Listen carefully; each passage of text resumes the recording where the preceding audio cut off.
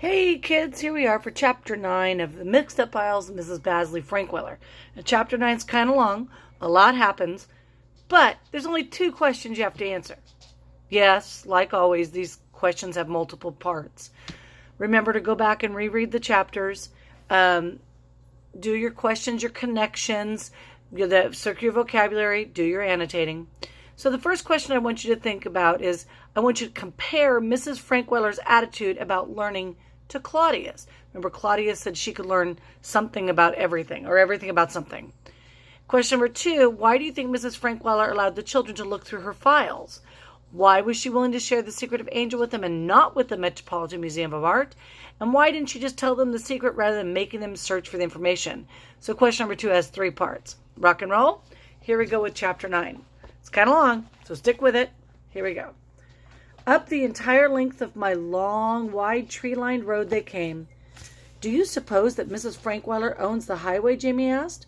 The taxi driver answered, This ain't no highway, it's all her property. I tell you, this dame's loaded. In front of the house, this here begins to resemble what you call a normal driveway. Claudia discovered that indeed it does. My tree-lined avenue circles in front of my house. Jamie looked up at my house and said, Another museum. Claudia answered, Then we should feel very much at home. Jamie paid the taxi driver. Claudia pulled his arm and whispered, Tip him. Jamie shrugged his shoulders and gave the driver some money. The driver smiled and took off his hat, bowed from the waist and said, Thank you, sir. After he drove away, Claudia asked, How much did you give him? Jamie answered, All I had. That was stupid, Claudia said. Now how are we going to get back? Jamie sighed. I gave him 17 cents, so it wasn't such a great tip. Also, it would never be enough to get us back. We're broke. How do you feel about that, Miss Taxi Rider? Pretty uncomfortable, she murmured. There's something nice and safe about having money. Well, Claude, we just traded safety for adventure. Come along, Lady Claudia. You can't call me Lady Claudia anymore. We're paupers now. They ascended the low, wide steps of my porch. Jamie rang the bell. Parks, my butler, answered. We'd like to see Mrs. Basley Frankweller, Jamie told him. Whom shall I say is calling? Claudia cleared her throat. Claudia and James Kincaid. Just one moment, please. They were left standing in the reception hall more than 1 moment, please, before Parks returned. Mrs. Frankweller says she doesn't know you. We would like her to, Claudia insisted. What is the nature of your business, he asked. Parks always asks that. Both hesitated. Jamie decided on an answer first. Please tell Mrs. Basley Frankweller, excuse me, that we are seeking information about the Italian Renaissance. Parks was gone for a full 10 minutes before his second return. Follow me, he commanded. Mrs. Frankweller will see you in her office. Jamie winked at Claudia. He felt certain that mentioning the Italian Renaissance had intrigued me. They walked behind Parks through my living room, drawing room, and library, rooms so filled with antique furniture, oriental rugs, and heavy chandeliers that you complain that they are also filled with antique air. Well, when a house is as old as mine, you can expect everything in it to be thickened by time, even the air. My office surprised them after all this. It surprises everyone. You once told me, Saxenberg, that my office looks more like a laboratory than an office. That's why I call what I do there research. I suppose it does look like a lab, furnished as it is, with steel, formica, vinyl, and lit by fluorescence. You must admit, though, that there's one feature of the room that looks like an office. That's the rows and rows of filing cabinets that line the wall. I was sitting at one of the tables wearing my customary white lab coat with my Baroque pearl necklace when the children were brought in. Claudia and James Kincaid, Parks announced. I allowed them to wait a good long while. Parks had cleared his throat at least 6 times before I turned around. Of course, Saxenberg, you know that I hadn't wasted the time between Parks' announcement that Claudia and James Kincaid wanted to see me and the time they appeared at my office. I was busy doing research. That was also when I called you. You sounded like anything but a lawyer when I called. Disgusting. I could hear the children shuffling back and forth impatiently. The importance of Parks' manner is what kept them from interrupting me. They shuffled and scratched. Jamie even emitted 2 very false sneezes to attract my attention. It's particularly easy for me to ignore fake sneezes, and I went on with my research. I don't like to waste time. So when at last I turned around, I did so abruptly and asked directly, "Are you the children who have been missing from Greenwich for a week?" You must admit, Saxelberg, that when the need arises, I have a finely developed sense of theatrics. They had become so used to not being discovered that they had entirely forgotten that they were runaways. Now their reaction was one of amazement. They both looked as if their hearts had been pushed through funnels. "All right," I said. "You don't have to tell me. I know the answer." "How did you know about us?" Jamie asked. "Did you call the police?" Claudia asked at the same time. "From the newspapers," I replied, pointing to Jamie. "And no," I replied, pointing to Claudia. "Now both of you sit down here and talk about the Italian Renaissance." Jamie glanced at the newspapers I had been researching. "We're in the newspapers?" He seemed pleased. "Even your pictures," I nodded. "I'd like to see that," Claudia said. "I haven't had a decent picture taken since I've been able to walk." "Here you are." I held out several papers. 2 days before yesterday you were on the 5th page in Hartford, the 2nd page in Stamford, and the front page in Greenwich. "The front page in Greenwich?" Claudia asked.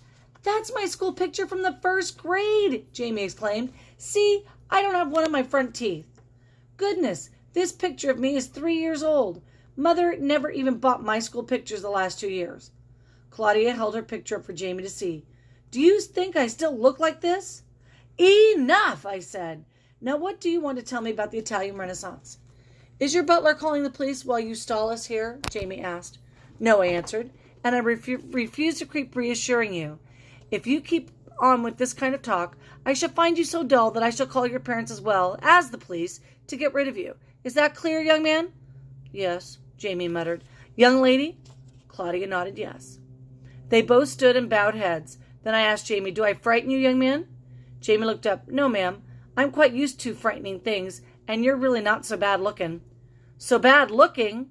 I wasn't referring to the way I look." "Actually, I never think much about that anymore. I rang for Parks. When he arrived, I told him to please bring me a mirror. Everyone waited in silence till Parks returned with the mirror. Silence continued as I picked it up and began a very long and very close inspection of my face. It's not a bad face, except that lately my nose seems to have grown longer, and my upper lip appears to have collapsed against my teeth. These things happen when people get older, and I'm getting just that. I had to do something about my hair besides have Parks cut it for me. It's altogether white now, and looks like frayed nylon thread. Maybe I'll take time out and get a permanent wave, except that I hate beauty parlors. My nose has gotten longer, like Pinocchio, but not for the same reason. Well, not most of the time. I said as I put down the mirror. Claudia gasped, and I laughed. "Oh, so you were thinking the same thing?" "No matter. I never really look past my eyes. That way I always feel pretty. Windows of the soul, you know." Claudia took a step closer. "You really do have beautiful eyes. They're like looking into a kaleidoscope, the way those golden flecks of them keep catching the light." She was quite close to me now and actually peering into my face. It was uncomfortable. I put a stop to that. "Do you spend much time looking in mirrors, Claudia?" "Some days I do, some days I don't. Would you care to look now?" "No, thank you," she said. "Well, then," I said, "we'll continue. Parks, please return this mirror. We want to talk about the Italian Renaissance. James, you haven't said one word since you told me that I look frightening. Speak now." "We want to know about the statue," Jamie stammered. "Speak up, boy," I commanded. "What statue?" "Here's the picture that I have." "The statue in the Metropolitan Museum in New York City, in Manhattan. The one of the angel. The one you sold for $225, Claudia added. I walked over to my files of newspaper clippings and pulled out a manila folder, the one which has all the newspaper clippings about the auction and the museum buying the statue. It also contains the article about the crowds going to see the statue. "Why did you sell her?" Claudia asked, pointing to the picture of Angel. "Because I don't like to donate things." "If I owned such a lovely statue, I'd never sell it, or donate it either. I cherish it like a member of my own family," Claudia preached. "Considering all the trouble you've caused your family, that isn't saying very much." "Have they worried?" she asked. If you hadn't been so busy looking at your picture in the paper, you could have read that they are nearly frantic." Claudia blushed. "But I wrote them a letter. I told them not to worry." "Evidently your letter didn't work. Everyone is worried." "I told them not to," she repeated. "We're going home anyways. As soon as you tell us If Michelangelo carved Angel, did he do it? That's my secret, I answered. Where have you been all week? That's our secret, Claudia answered, lifting her chin high. Good for you, I cheered. Now, I was certain that I liked these two children.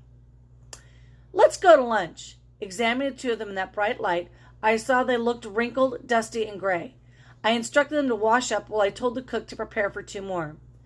Parks led Jamie to one bathroom. My maid Hortense led Claudia to another. Apparently, Claudia had never enjoyed washing up so much. She took forever doing it. She spent a great deal of time looking into all the mirrors, examining her eyes very carefully. She decided that she too was beautiful, but mostly her thoughts were about the beautiful black marble bathtub in that bathroom. Even in this very elegant house of mine, that bathroom is especially grand. All the walls are black marble, except for one that is mirrored entirely. The faucets are gold, and the spigot is shaped like a dragon's head. The tub looks like a black marble swimming pool sunken into the floor. There are 2 steps down to the bottom. There was nothing she wanted more than to take a bath in the tub.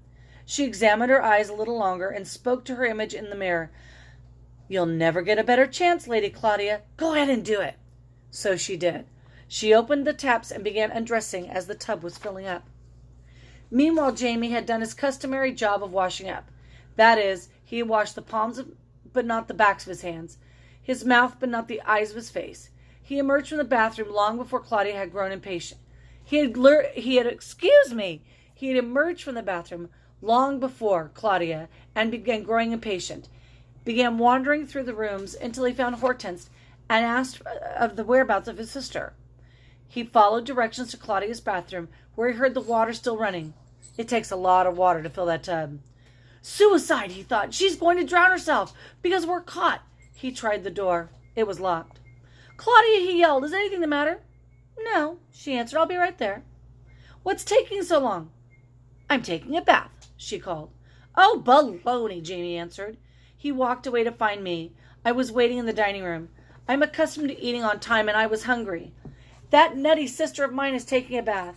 Don't mind her. She even takes baths when she comes in from swimming. She made us take baths while we were hiding in the Metropolitan Museum. I think we should start without her. I smiled. I think, James, that you already have. I rang for Parks, and he appeared with salad and began serving. How did Claudia manage to take a bath in the museum? I asked casually. In the fountain. It was cold, but I didn't mind when we found... Oh, I did it. I did it. He rested his elbow on the table and his chin on his hand. He slowly shook his head. Sometimes I stink at keeping secrets. Don't tell Claudia I told you, please. I'm curious to know how you managed.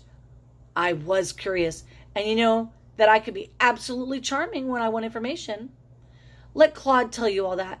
She did the planning. I managed the money. She's big on ideas, but she's also big on spending money. I managed fine until today. Now we're broke. Not 1 cent left to get back to Greenwich. You can walk or hitchhike. Try telling that to Claude. Or you can turn yourselves in. The police will take you back, or your parents will come and get you. Maybe that will appeal to Claudia, but I doubt it, even though she sure doesn't approve of making herself walk. Perhaps we can work out a deal. You give me some details, and I'll give you a ride back. Jamie shook his head. You'll have to work that out with Claude. The only kind of deal I can make concerns money, and we don't have any more of that. You are poor indeed if that's the only kind of deal you can make. Jamie brightened. Would you like to play a game of cards? Which game? I asked. War. I assume you cheat. Yeah, he sighed. I may decide to play after lunch anyways. Can we start eating now? You don't worry about manners too much, do you? Oh, he replied, I don't worry about them too much when I'm this hungry. You're honest about some things. Jamie shrugged his shoulders. You might say that I'm honest about everything except cards. For some reason, I'm helpless about cheating at cards. Let's eat, I said. I was anxious, for I do too enjoy a good game of cards, and Jamie promised to provide just that. Claudia appeared as we were finishing our soup. I saw that she was annoyed that we had not waited for her. She was all bound up and concerned for good manners, and she wanted very much to let us know that. She was annoyed, and why. She acted cool. I pretended I didn't notice. Jamie didn't pretend. He simply just didn't notice. I'll skip the soup, Claudia answered. It's good, Jamie said. You sure you don't want to try it? No, thank you, Claudia said, still cool. I summoned Park. He appeared bearing a silver casserole. What's that? Jamie asked. Nouilles et fromage en casserole, Parks announced. Claudia showed interest. I'll have some, please. Sounds like something special. Park served. Claudia looked down at her plate and looked up at me and moaned, Why, it's nothing but macaroni and cheese. You see, I laughed, under the fancy trappings, I'm just a plain old lady. Claudia laughed then. We all did, and we began enjoying our lunch. I asked Claudia what she would like to do while Jamie and I played cards. She said that she would just like to watch us and think. Think about what? About how we're going to get home? Call up your family, I suggested. They'll come for you. Oh, it's so hard to explain over the phone. It'll cause so much commotion. I was astounded. You still don't think you've caused any commotion so far? I haven't really thought about it very hard. I've been so busy worrying about Michelangelo and avoiding getting caught. If only you'd tell me if the statue was done by Michelangelo, then I could feel that I could go home again. Why would that make a difference, I asked. It would because you found that running away from home didn't make a real difference. You're still the same Greenwich Claudia, planning and washing and keeping things in order. I guess that's right, Claudia said quietly. Then why did you run away? Claudia's words came slowly. She was forming thoughts into shape of words for the first time in a long time. I got the idea because I was mad at my parents. That was getting the idea. Then I started planning it. I thought I had to think of everything, and I thought of an awful lot, didn't I, Jamie? She looked over at her brother, and he nodded. I enjoyed the planning without anyone knowing that I was doing it.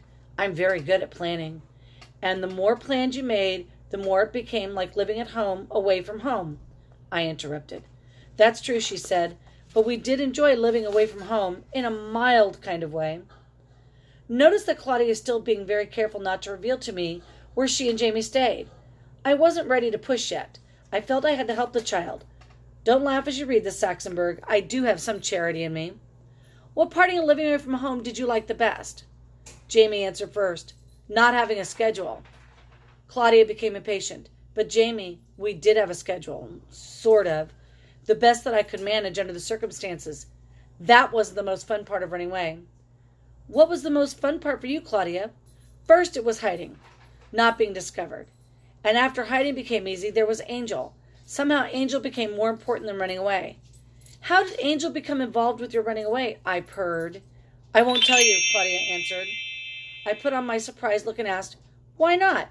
Because if I tell you how Angel got involved, it will be telling you too much else. Like telling me where you've been all week? Maybe, she answered coolly. Why don't you want to tell me that? I told you before, that's our secret. Oh, you don't want to lose your bargaining weapon, I crowed. Is that why you're not telling me where you stayed? That's part of the reason, she said. I think the other part is that if I tell, then I know for sure that my adventure is over. And I don't want it to be over until I'm sure I've had enough. The adventure is over. Everything gets over, and nothing is ever enough, except the part you carry within you. It's the same as when you go on vacation. Some people spend all their time on vacation taking pictures, so then when they get home they can show their friends evidence that they had a good time. They don't pause to let the vacation enter inside of them and take that home. Well, I don't really want to tell you where we've been. I know, I answered. Claudia looked at me. Do you know I don't want to tell you, or do you know where we've been? Which do you mean? Both, I told her quietly. I resumed eating nouilles et fromage en casserole. Claudia looked over at Jamie. Jamie had slipped down in his seat and thrown his napkin over his face. Claudia jumped up from her seat, grabbed the napkin off Jamie's face. Jamie quickly looped through his forearms where the napkins had been. It slipped, Claude, it slipped out. Jamie's voice was muted, since his forearms were protecting his mouth. Jamie, that was all I had. All we had. The only thing we had left. I just forgot, Claude. It's been so long since I've had a conversation with anyone but you. You shouldn't have told her. You heard me say to her that was our secret. Twice. Now everything is lost. How can I get her to tell? You had to go and blab it all, blabbermouth. Jamie looked at me for sympathy. She does get emotional. Claudia, I said, be seated. She obeyed. I continued. All is not lost. I'm going to make a bargain with you. Both of you. First, you're going to stop referring to me as her. I am Mrs. Basil E. Frankweiler. Then, if you give me all the details of your running away, if you tell me everything, I'll give you a ride home. I'll have Sheldon, my chauffeur, drive you home. Claudia nodded no. A Rolls Royce, Claudia, and a chauffeur. That's a very fine offer, I teased. Jamie said, how about it, Claudia? It beats walking. Claudia squinted her eyes and crossed her arms over her chest. It's not enough. I want to know about Angel. I was glad that I wasn't dealing with a stupid child. I admired her spirit, but more I wanted to help her see the value of her adventure. She still saw it as buying her something. Appreciation first, information now. Nevertheless, Claudia was tiptoeing into the grown-up world, and I decided to give her a little shove. Claudia, James, both of you come with me. We walked single file through several rooms to my office. For a minute, I thought I was a leader in a game of follow the leader. Jamie caught up with me and said, for an old lady, you sure can walk fast. Claudia then caught up with Jamie and kicked him. We arrived at my office, and I motioned for them to sit down. Do you see those filing cabinets along that wall? I asked, pointing to the south wall. Those are my secrets. In one of them is the secret of Michelangelo's Angel. I'll share that secret with you as the rest of my bargain. But now, my information is more important than yours. So you must have a handicap. The handicap is that you must find the secret file yourself. And you have 1 hour to do it in. I turned to leave, then remembered. And I don't want my files messed up or placed out of order. They're in a special order that makes sense only to me. If you move things around, I won't be able to find anything, and our whole arrangement will be off. Jamie spoke. You sure know how to nervous a guy. I laughed and left the room. I tiptoed into the large closet I have next to my office. From there I watched and listened to all they did. Jamie got up immediately and began opening file drawers. Claudia shouted, stop! And he did. And I don't know if you see the picture, but there's her office, all those filing cabinets. What's the matter with you, Claude? We only have 1 hour. 5 minutes of planning is worth 15 minutes of just looking. Quick, give me the pencil and notepad from the table. Jamie ran to get them. Claudia immediately began making a list. Here's what we'll look up. I'll take the odd numbers, you take the even. I want odd. Oh, for goodness sake, Jamie, take the odds then. Here's the list Claudia wrote. 1. Michelangelo. 2. Buonarroti. 3. Angel. 4. Park Bennett Galleries. 5. Metropolitan Museum of Art. 6. Italian Renaissance. 7. Auctions. 8. Sculptor. 9. Marble. 10. Florence, Italy. 11. Rome, Italy. Jamie looked over the list. I changed my mind. I'll take the evens. There's one less. Talk about wasting time, Claudia screamed. Take evens then, but get to it. They began to work very rapidly. Claudia once or twice cautioned Jamie not to make a mess. They had exhausted the list, odds as well as evens. There were folders on most of the categories they looked up, but upon examining them, they found not one hint of Angel. Claudia was feeling depressed. She looked at the clock. 6 minutes to go. Think, Jamie, think. What else can we look up? Jamie squinted his eyes, a sign that he was thinking hard. Look him up under... What kind of language is that? Look him up under. Oh, baloney, Claude. Why do you always pick on my grat? Baloney. Baloney. That's it, Jamie. She bought Angel in Bologna, Italy. The paper said so. Look up Bologna. They both ran back to the files and pulled out a file folder, fat with papers and documents. It was labeled Bologna, Italy.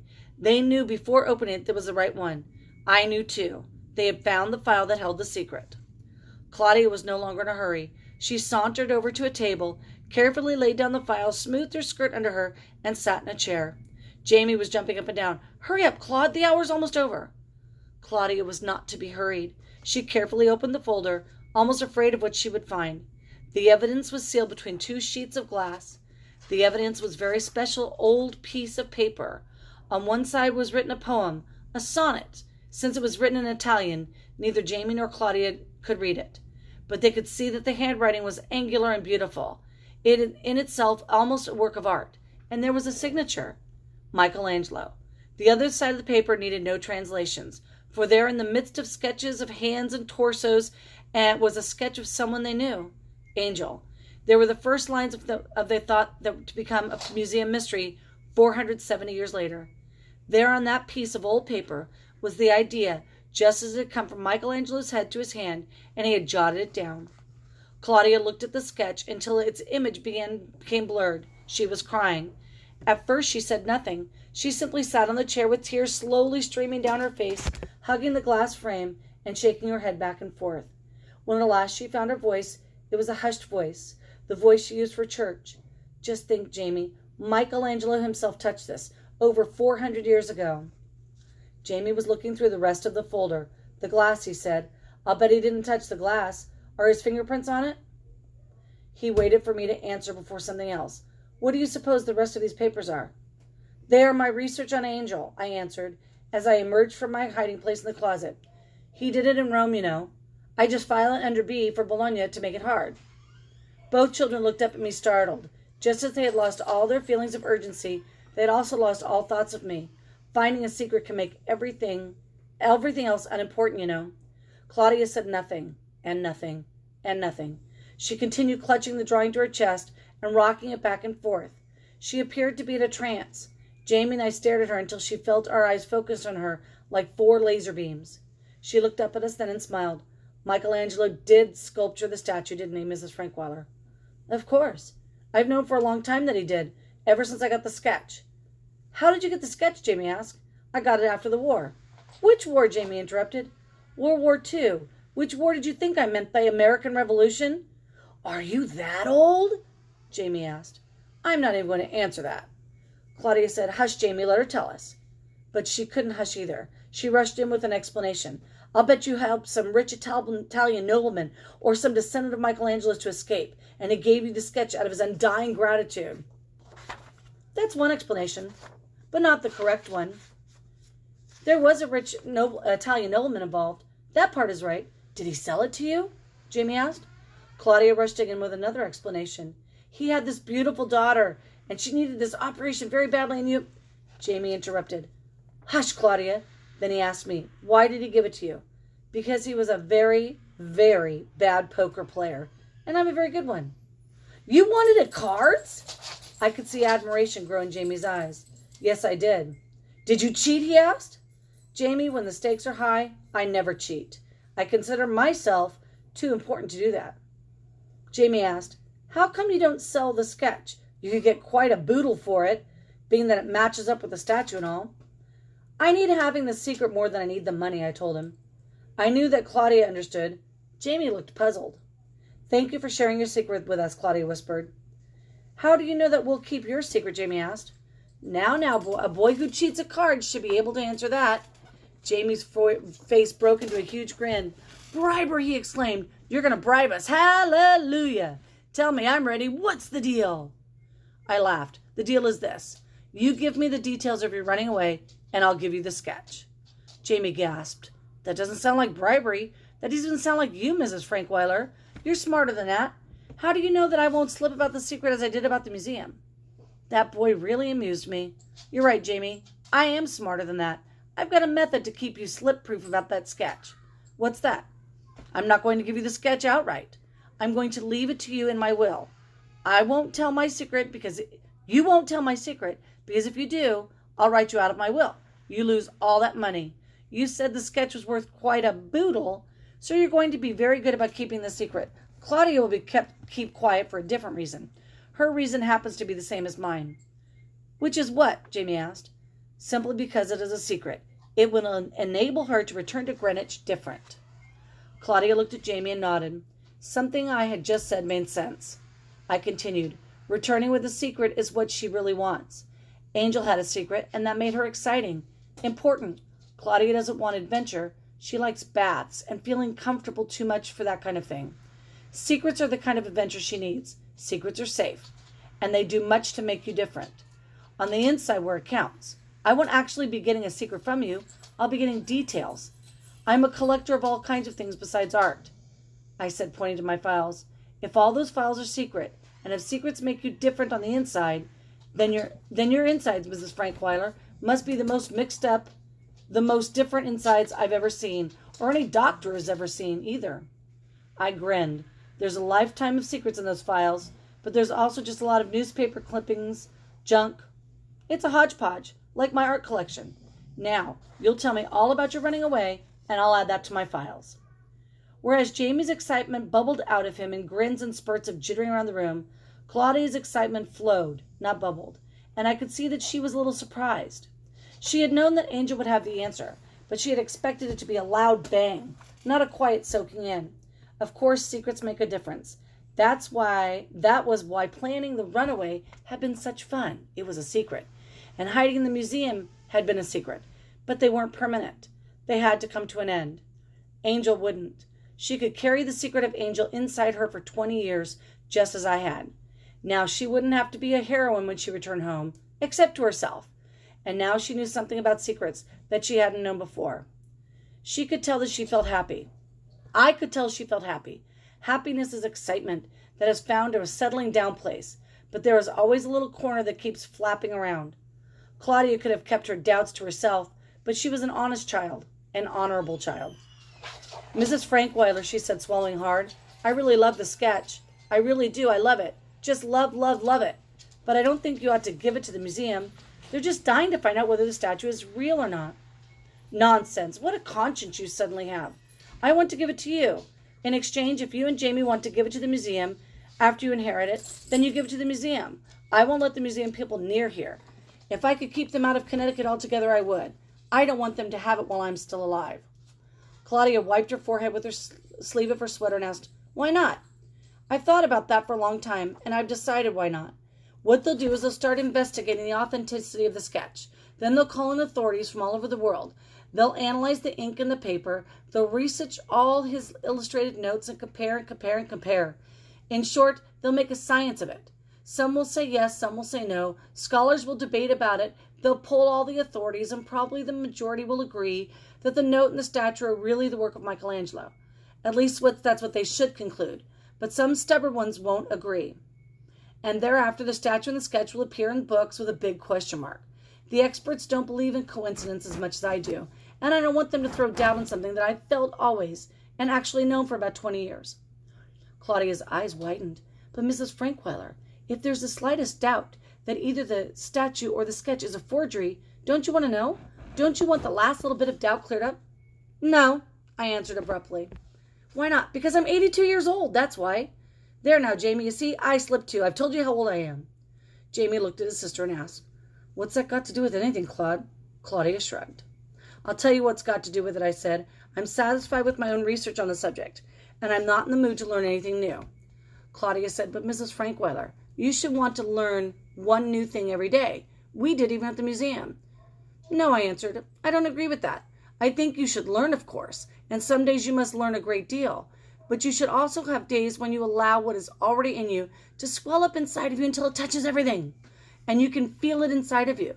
If you never take time out to let that happen, then you just accumulate facts, and they begin to rattle around inside you. You can make noise with them, but never really feel anything with them. It's hollow. Both children were quiet, and I continued. I've gathered a lot of facts about Michelangelo and Angel, and I've let them grow inside of me for a long time. Now I feel that I know. That's enough for that. But there is one new thing I'd like to experience. Not know, experience. And that one thing is impossible. Nothing is impossible, Claudia said. She sounded to me exactly like a bad actress in a bad play. Unreal. Claudia, I said patiently, when one is 82 years old, one doesn't have to learn one new thing every day, and one knows that some things are impossible. What would you like to experience that is impossible, Jamie asked. Right now, I'd like to know how your mother feels. You keep saying that she's frantic. Why do you want to feel frantic? This came from Claudia. Now she sounded like the real Claudia Kincaid. It's an experience I would like to have because it's part of a bigger experience I want. Claudia said, You mean you'd like to be a mother? Jamie leaned toward Claudia and whispered in the loudest, wettest whisper I ever heard, Of course that's impossible. Her husband is dead. You can't be a mother without a husband. Claudia poked Jamie. Never call people dead. It makes other people feel bad. Say deceased or passed away. Come now, children. Put away the file. You must tell me about your adventure. All about it. What you thought, what you said, how you managed to carry it off, the whole crazy caper. Long chapter, huh? Some great information. Go back and reread it and answer those questions. See you next time for Chapter 10.